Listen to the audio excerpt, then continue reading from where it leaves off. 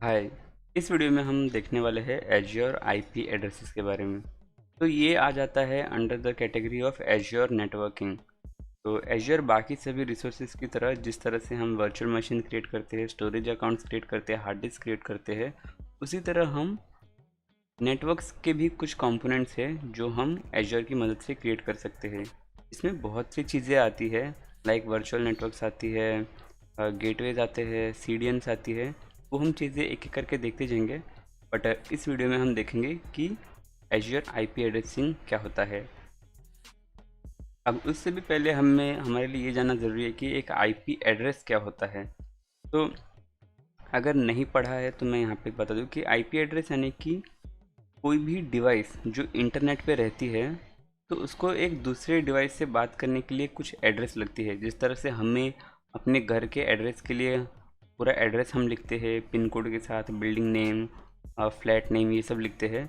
तो उसी तरह एक कंप्यूटर को भी पहचानने के लिए एक इंटरनेट पे हमें उसके लिए एक आईपी एड्रेस लगता है। और आईपी एड्रेस का फुल फॉर्म है इंटरनेट प्रोटोकॉल। इंटरनेट इस तरह से काम करता है। तो यहाँ पे मेरे पास एक लैपटॉप है और एक सर्वर है। तो मैं जब भी लैपटॉप से बोलता हूँ कि मुझे google.com चाहिए, ठीक है, तो वो इस मशीन के आईपी एड्रेस को पिंग करता है और इस आईपी एड्रेस को इस सर्वर को बेसिकली बोलता है कि मुझे google.com का पेज दे दो। तो ये सर्वर चेक करता है कि हाँ, ये एक लैपटॉप है, उसका ये आईपी एड्रेस है और उसने मेरे से ये पेज मांगा है, और वो इस तरह से सर्व कर देती है।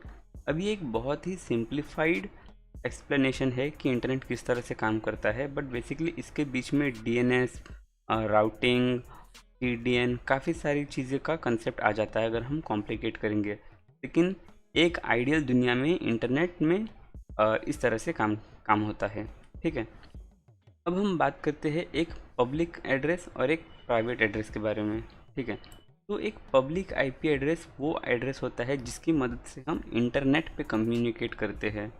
जब आईपी एड्रेसेस का कंसेप्ट आया था तो हमने एड्रेसेस को इस तरह से सेव कर लिया, या फिर एक तरह हम कह सकते हैं कि एक क्लास बना दी कि ये इस रेंज का जो आईपी एड्रेस है वो हम अपने प्राइवेट यूज़ के लिए उसको अलोकेट कर सकते हैं। जैसे कि अगर अभी भी आपके पास कोई राउटर है, तो राउटर जो है वो अब हमारे लैपटॉप या मोबाइल या कंप्यूटर्स को एक प्राइवेट आईपी एड्रेस असाइन करता है, और जो मोस्टली स्टार्ट होता है 192.168 से, ठीक है।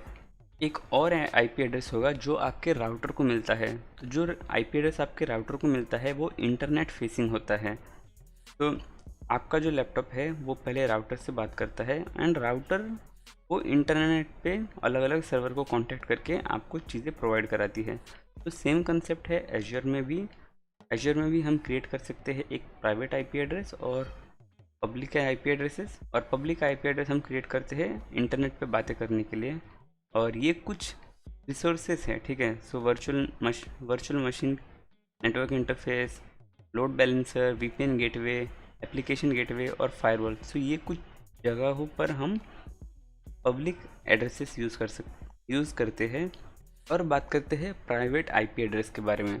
तो प्राइवेट आईपी एड्रेस वो एड्रेसेस है जब हम यूज़ करते हैं अगर एज्योर के अंदर ही अगर हमें कम्युनिकेशन करना है। फॉर एग्जांपल समझ लीजिए कि हमने दो वर्चुअल मशीन्स क्रिएट की है एज्योर में, और उन दोनों को आपस में बात करनी है, ठीक है। तो क्योंकि वो दोनों ही वर्चुअल मशीन एज्योर के अंदर ही है, तो हम वहाँ पे प्राइवेट एड्रेस के थ्रू हम कनेक्ट कर सकते हैं और आपस में डेटा शेयर कर सकते हैं या फिर बातें कर सकते हैं।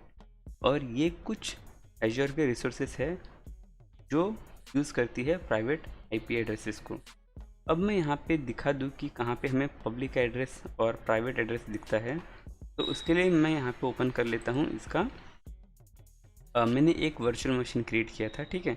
अब वर्चुअल मशीन मैंने क्रिएट किया तो यहाँ पे आप देखोगे कि ये एक पब्लिक आईपी एड्रेस है। तो ये वो आईपी एड्रेस है जिसकी मदद से मैं इस वर्चुअल मशीन को कनेक्ट कर सकता हूँ या इस वर्चुअल मशीन को मैं पिंग कर सकता हूँ। तो बेसिकली ये वर्चुअल मशीन इस आईपी एड्रेस से इंटरनेट से लिंक्ड है। लेकिन यहाँ पर देखोगे तो एक प्राइवेट आईपी एड्रेस भी है जो है 10.1.1.4। तो अगर मेरे पास 2-3 वर्चुअल मशीन होती आपस में, तो उनसे अगर मुझे बात करवाना होता तो मैं ये आईपी एड्रेस भी यूज़ कर सकता था और इस आईपी एड्रेस का भी काम कर सकता था मैं। अब बेसिकली यहाँ पर जब हम बात करते हैं आईपी एड्रेस की, तो ये एक अलग ही रिसोर्स है। वो चेक करने के लिए मैं काम करता हूँ, मैं मेरे रिसोर्स ग्रुप में जाता हूँ जहाँ पे मैंने वर्चुअल मशीन क्रिएट किया था। ओके, तो ये फ्री विन करके मैंने एक रिसोर्स ग्रुप में एक वर्चुअल मशीन क्रिएट किया है जो है WinVM। अब ये जो WinVM है वो ये वाला आईपी पब्लिक आईपी एड्रेस यहाँ पे यूज़ करती है। ठीक है, तो यहाँ पे जैसे मैं क्लिक करूँगा ना इस आईपी एड्रेस लाइक इस स्पेसिफिक रिसोर्स पे, तो यहाँ पे देख सकते हो कि यहाँ पे मैंने आईपी एड्रेस को कॉन्फ़िगर की है। तो यहाँ पे मैंने वो आईपी एड्रेस की जो है वो वैल्यू मुझे मिली है और यहाँ पे देख सकते हो कि मैंने इस आईपी एड्रेस को इस वाले वर्चुअल मशीन के साथ अलोकेट या फिर ज्वाइन करके रखा है। ठीक है, तो ये आईपी एड्रेस भी हमारा एक अलग से एक रिसोर्स है और आईपी एड्रेस को यूज़ करने के लिए आपको अलग से चार्ज की जाती है। और यहाँ पे अगर मैं दिखा दूँ कि प्राइवेट आईपी एड्रेस के बारे में, तो वो हम यहाँ पे देख सकते हैं वर्चुअल नेटवर्क्स में। तो आप वर्चुअल नेटवर्क में देखोगे तो वहाँ पे आपको दिखेगा कि जो आईपी एड्रेस का स्पेस है बेसिकली वो ये वाला एड्रेस स्पेस है और हमारे पास जो एक नेटवर्क इंटरफेस है उसकी प्राइवेट आईपी एड्रेस है 10.1.1.4। ठीक है, तो इस वीडियो को ज़्यादा कॉम्प्लिकेट ना करते हुए मैं इसमें बस इतना ही बता देता हूँ कि एक नेटवर्किंग का कुछ कॉन्सेप्ट है एजर में और वो भी काफ़ी ज़्यादा इम्पोर्टेंट हो जाता है इम्प्लीमेंटेशन के पर्सपेक्टिव से एज वेल एज इंटरव्यूज़ के पर्सपेक्टिव से। तो आने वाले कुछ वीडियोज़ में हम एजर के नेटवर्किंग कॉन्सेप्ट्स के बारे में देखने वाले हैं। ठीक है, तो मिलते हैं नेक्स्ट वीडियो में।